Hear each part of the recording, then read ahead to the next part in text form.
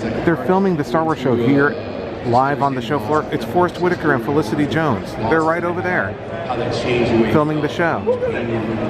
How cool is that? I'm sure you saw on SNL, and we've seen some really awesome cosplayers.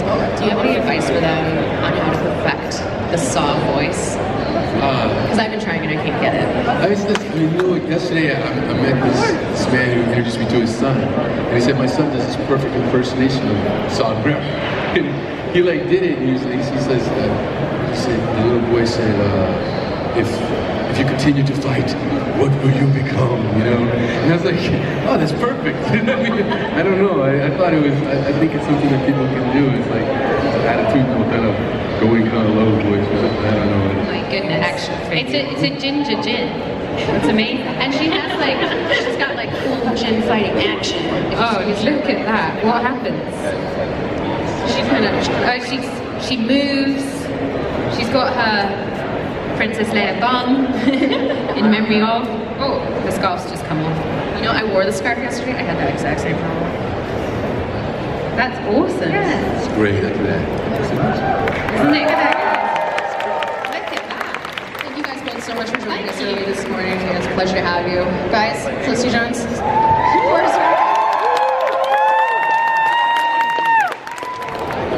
Peeps, we are here, day 3 Star Wars celebration. It is Saturday, the only sold out day of the convention, and we are here to check out Rebels. Rebels panel starts here in about a half an hour. We're heading up to check that out now. We just saw Forrest Whitaker and Felicity Jones on stage with the Star Wars show, and Disney Parks panel later on. Battlefront II announcements today. So much cool stuff going on. Let's go do it. Question. And she asked a question. And Eliza, do you remember your question? Yeah. All right, so what I want you to do right now, Eliza, is I want you to ask that question right now. Let's go back in time. That's time travel, by the way. That's the music for time travel. Okay, now ask the question that you asked at the panel for Rebels. What was the voice of Chopper? Ooh, right? So she asked, who is the voice of Chopper? And you remember what happened, right? Dave Filoni walked over to her and he whispered in your ear. Do you remember that? Yeah. And he told you, right? Yeah. Have you told anyone? No. Will you tell You us? vouch for that. He asked you to keep it a secret? Yeah. So you actually know who the voice of Chopper is? Yeah. All right, now look at this bag. Okay? Check this out. If I gave you this, would you tell us who the voice of Chopper is? No. Okay. If I gave you this, would you tell me who the voice of Chopper is? No. Okay. I'll pull out the big guns now. Okay. Aha! I know David's back there, but you know, he's not out here at least, okay? If you, ooh, look at this, it's a Star Wars vinyl, nice. Who's your favorite character from Rebels? Sabine. Oh, it's Sabine in here, yes, I just looked, yeah, Sabine is in here.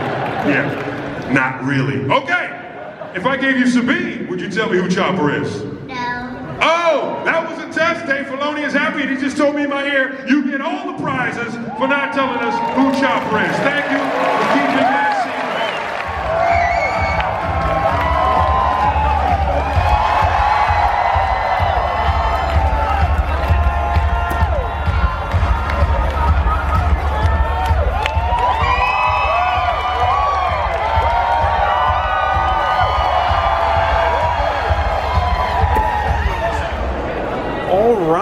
Just got out of the Star Wars Rebels panel. Wow, that was a really good panel. They showed the trailer for Season 4, which you've probably seen online already, but if you haven't, check it out. It's awesome looking. It looks really cool. They also announced that Season 4 is the last season of Star Wars Rebels. I think they really wanted to come to a logical conclusion to the storyline. I'm actually very happy about that decision. It's not going to let the show go on too long. It's also not going to get canceled before the storylines are complete. They said Forrest Whitaker was coming back as Saw Gerrera. Mon Mothma was going to be in it, some returning characters, and then as a surprise, well, two surprises. Warwick Davis, Wicket, is going to be voicing Rook from Heir to the Empire, Thrawn's bodyguard, in Season 4, and they showed an episode from Season 4. Very Mandalore heavy, some returning characters from the Clone Wars comics, or series, and some characters that don't make it to the end of the episode. So it was a really cool episode. Really enjoyed that panel. Next up, we are queued up to get the Star Wars Battlefront II panel from EA. This is the group, ready to go in. Hey everyone, my name is Matt Webster. I'm the executive producer of Battlefront 2, and I'm also the GM at Criterion, and this is my first celebration.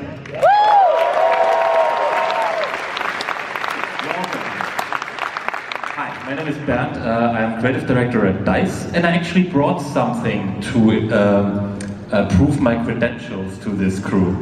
Can you put that up, please? What'd you bring? This. 1984.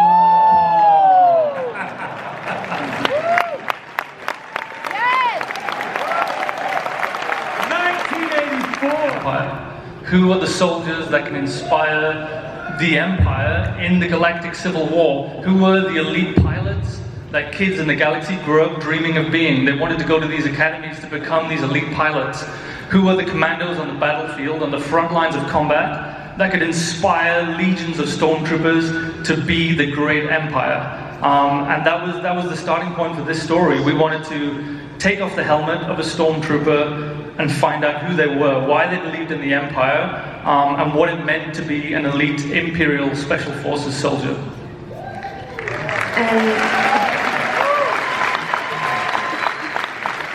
I'm sure there are more than a few people who might be interested in that. Some Stormtrooper fans out here. Magic inspiration, and then you can weave a whole story from that. And I think our defining moment was, we had this idea, when you see the Death Star 2 explode, in the movies and in that narrative, it's framed as a victory. You see everyone celebrating, partying with the Ewoks on Endor, fireworks across Coruscant. It's a big celebration for everyone.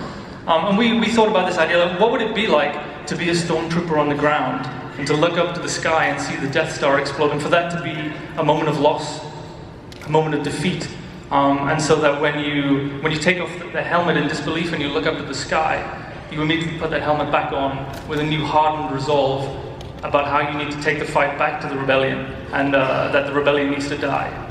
And that was the starting moment for the story. And so we thought, let's pick it up from there. Let's tell a story that begins right at the end of Return of the Jedi. And then when Motive started to work on this campaign, it was at the time when The Force Awakens was still in theaters. We were all super excited about that jump of 30 years, because that leaves so many amazing questions. We were asking questions as fans and as developers. What happened in those 30 years? And so we thought, hey, let's try and tell one of those stories that connects these two amazing trilogies together. And as we follow her journey, we wanted it to touch and cross paths with some of the iconic heroes of Star Wars, from a narrative but also from a gameplay point of view, because I think what differentiates Battlefront for me is the fact that you get to step into the shoes of these iconic heroes. You get to put down the blaster and pick up a lightsaber, and you get to be a Jedi and kick ass on the battlefront. And so we wanted the campaign to be a reflection of that. We wanted the similar gameplay experience and flow in the story, and so we have these chapters, unspecified at this point number of chapters, where we'll step into the shoes of the iconic heroes, and we get to experience not only different gameplay but also a different chapter in these characters' lives, which is where the collaboration with Lucasfilm dovetailed so closely. Yeah, and I mean, clearly, like what Mark was saying, it's a big undertaking, right? If you're going to tell new chapters and stories of characters that are particularly ongoing, right? And we know are still working in different mediums, and there are new stories coming, but it was something that they brought to the table from day one as sort of like, a core principle of Battlefront, like they've been saying, is to step into the shoes of a hero and really become some of those characters. And so we knew from the start that was something we wanted to bring also to the single-player campaign, and so we were finding ways to bring meaningful characters and known characters into that campaign in really sort of respectful and organic ways to the main story of Iden and Inferno Squad. and also respectful of the legacies of those famous characters that are coming. And so what I can say, I can't specify how many. Okay. But what I can say is in the single player mode, in story mode, you will get to play as Luke Skywalker and Kylo Ren.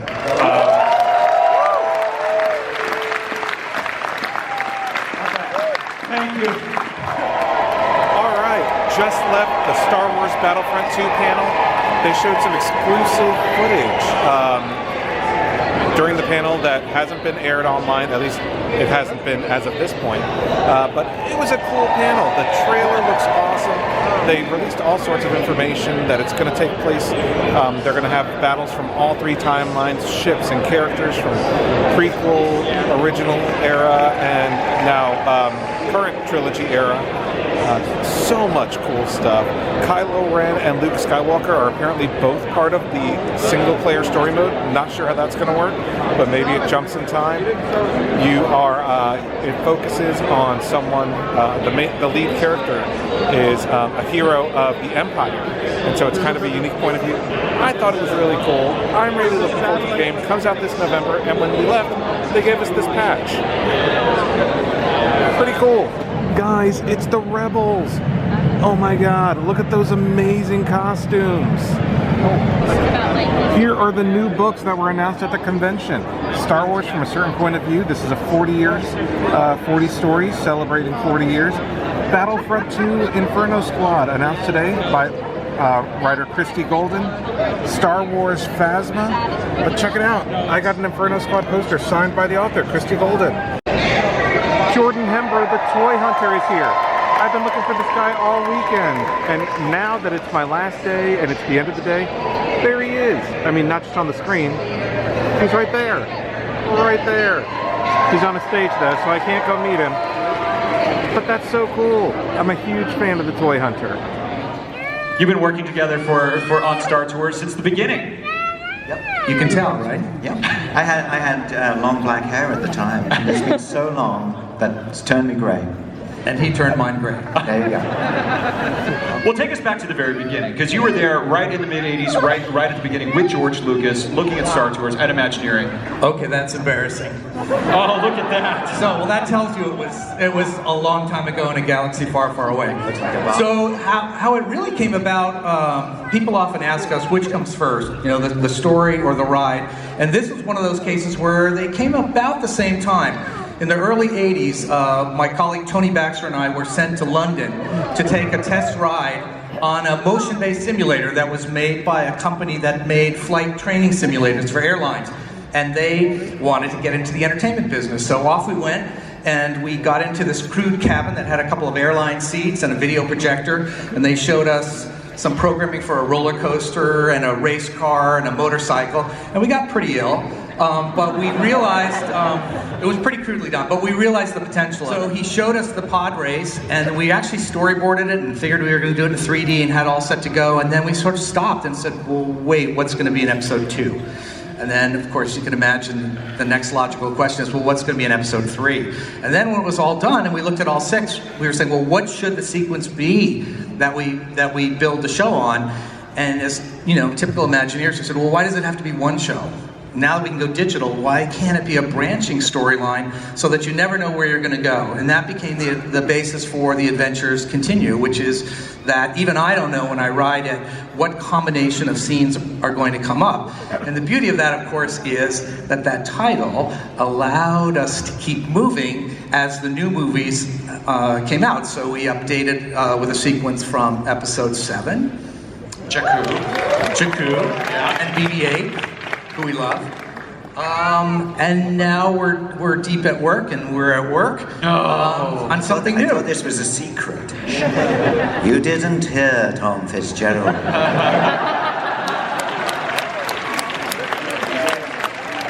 So Star Tours are a wonderful adventure. Star Tours, The Adventures Continue, and now Star Tours, The Adventures Continue to continue.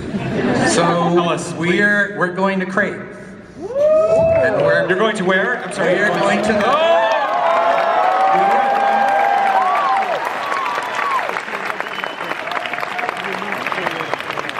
We are going to the mineral planet of Crate, and we are deep in production with ILM right now, and I can tell you it's going to be an amazingly fun sequence for the show, so we're really excited. And you and I are recording, I think, early next month. Yes, so I have to get writing quickly. And in preparation for this panel, I want to tell you a little story, or at least as much as I can. I was invited just last week to Glendale to go to Imagineering, and I saw some things. My friends, I am burdened with this knowledge. I can't even tell you. Every time someone brings it up, what they're doing is just, it's mind-blowing. And I thought I knew, and I thought I had an idea, and then I saw what I saw. And I had to play it cool. I'm trying to be professional. I'm their host, but inside I'm like Beaker. I'm just me. Like I'm going nuts at what I'm seeing because it is so creative. It's so ambitious.